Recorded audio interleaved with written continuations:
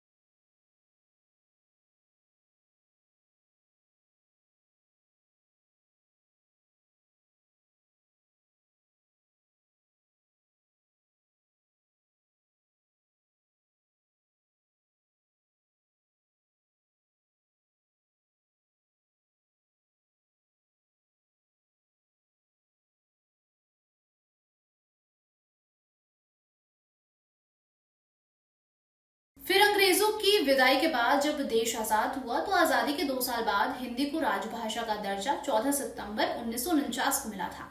लेकिन राष्ट्रभाषा को लेकर लंबी बहसें चली और नतीजा कुछ भी नहीं निकला। 1946 से लेकर 1949 तक संविधान को बनाने की तैयारियां शुरू हो चुकी थी। संविधान में हर पहलू को लंबी बहस से होकर गुजरना पड़ा था ताकि समाज के किसी भी तबके को ये महसूस ना हो कि संविधान में उसके हित की बातें नहीं की गई हैं। लेकिन सबसे ज्यादा विवादित मुद्दा रहा कि संविधान को किस भाषा में लिखा जाना चाहिए, किस भाषा को राष्ट्रभाषा का दर्जा देना होगा। इसे लेकर सभा में एक मत पर आना थोड़ा मुश्किल लग रहा था, क्योंकि दक्षिण के प्रतिनिधि इस पर अपनी विरोध प्रदर्शन जता रहे थे।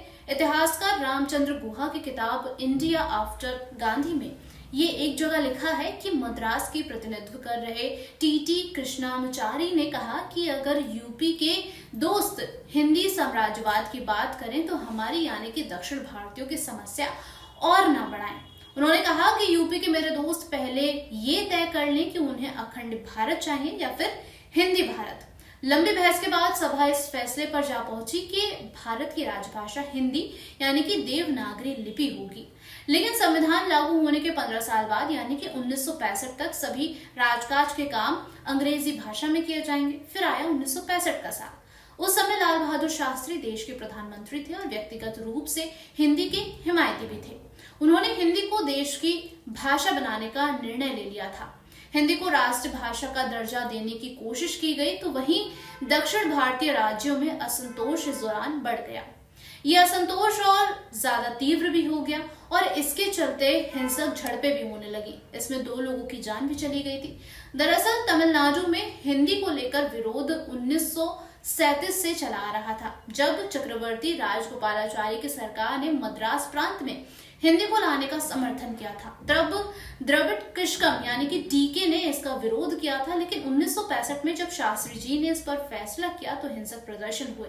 इसे देखते हुए कांग्रेस वर्किंग कमेटी ने लचीला रुख दिखाया और इस बात का ऐलान किया गया कि राज्य अपने यहाँ होने वाले सरकारी कामकाज के लिए किसी भी भाषा को चुन सकता है। फैसले में कहा गया कि केंद्र स्तर पर हिंदी और अंग्रेजी दोनों भाषाओं का इस्तेमाल किया जाएगा और इस तरह हिंदी कड़े विरोध के बाद देश की सिर्फ राजभाषा बनकर ही रह गई, राष्ट्रभाषा नहीं बन पाई। इसी विवाद पर विशेषज्ञों का ये भी कहना है कि विरोध प्रदर्शन इसलिए किया जाता रहा है कि इस सब के बिना हिंदी को संरक्षण देने वाले लोग मजबूत हो जाते। दरअसल तमिल अपनी भाषाई पहचान को अन्य लोगों की तुलना में ज्यादा गंभीरता से लेते हैं। तमिल भाषा और संस्कृति से प्यार करने वाले ये लोग थोपी गई भाषा पर मुखर हो उठते हैं और इसीलिए हिंदी भाषा को लेकर संघर्ष आज भी जारी है। फिलहाल इस बारे में आप क्या कुछ सोचते हैं, आप हमें कमेंट सेक्शन में जरूर बताइएगा। फिलहाल के लिए इतना ही, जल्द वापस आएंगे लोकतंत्र पर इसी तरीके के किसी मुद्दे के साथ। आप बने रहिए हमारे साथ।